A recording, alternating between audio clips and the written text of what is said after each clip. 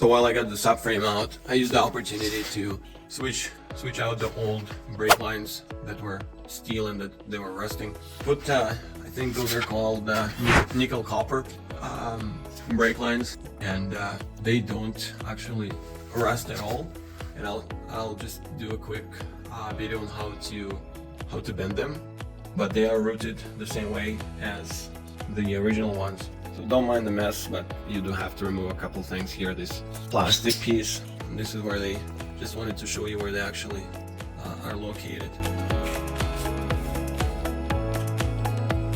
So I've done the two rear ones, and I'm just doing now, I'm gonna do the two front ones. In terms of how much you need, I bought two rolls of 25 feet, so it was 50 feet in total. And here all you have to do is just remove this air box and you have access. And I'll show you how to make the flares or with that tool and how easy it is to do this job. So this is a company that I used for the brake lines. I think it's a good company. It was sold by a specialized shop and very good price as well. And just wanted to show you some damage here on the old brake lines. They do rust. It's a pretty common problem. So the rust here is it's pretty heavy. Some of the spots I had more rust than this. Some spots, on the other hand, were not bad at all. There were no issues. I could have just cut out the bad parts, and here's where it was really rusted. I could have cut out just those pieces, but I thought, you know, for the price, and if I'm already doing the job, might as well replace it all and never have to worry about it again. So this is a front left driver's side brake line, pretty short. The first thing I'm gonna do, I'm just gonna cut off this end so I can remove this part.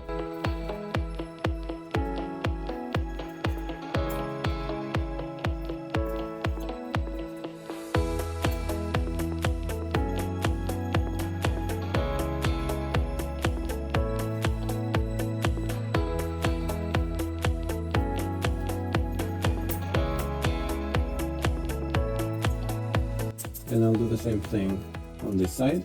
Alright, and so it looks like on one side they were using M12 and on the other one M10. I think it's just to differentiate which line goes where on the ABS pump. And now I'm just gonna start bending the new line. So to bend the new line, I'm gonna leave myself a little bit extra space here with a new brake line, and then I'm gonna use this tool to make perfect bend that just follows the natural bend of the original line. And sometimes it's a little tricky.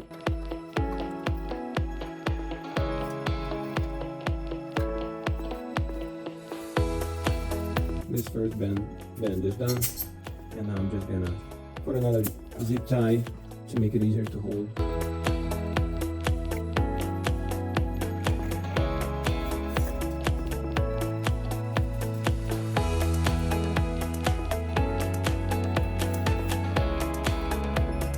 Just moving a little bit, but I can fix that.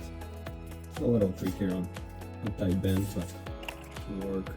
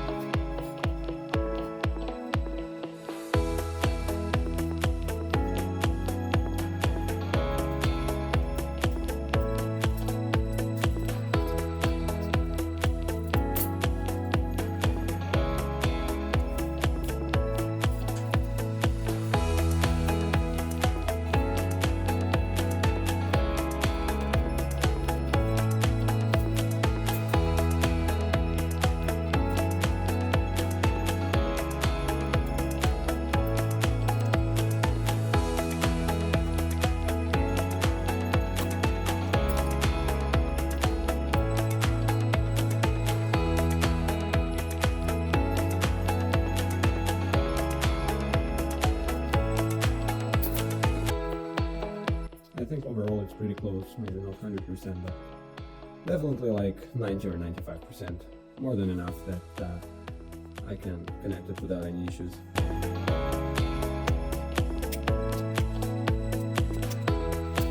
To make the flares, I recommend this OTC tool. 4504. This is the metric bubble flaring tool. This is the one you need. So make sure you get the bubble flaring tool.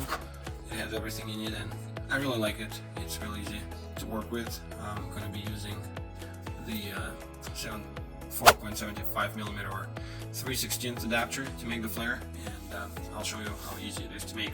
So I gotta make sure you put the nut first, and then you can start flaring. So this side goes to the ABS module, and in this case they made it M12 instead of M10, which is a little bigger. This was the M10 and this was the M12. On this side I think they just make it so that you don't get confused. So I go with the smallest size, the 3/16, and before I start tightening I just use this tool to see how far it needs to go.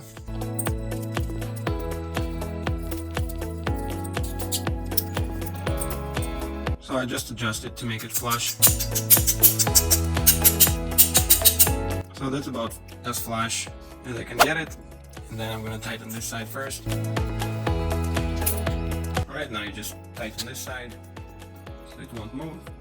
Now you use this tool. So I already put the 4.75mm adapter.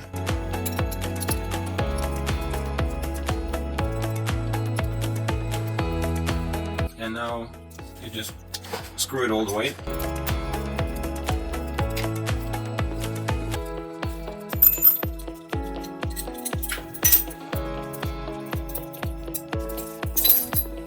And the bubble flare is done. Now I'm going to do the other side. And if I use the cutting tool on this side, I'm just going to use, I think it's a 1/8 drill bit to just open it up. And then I'll just use some sandpaper.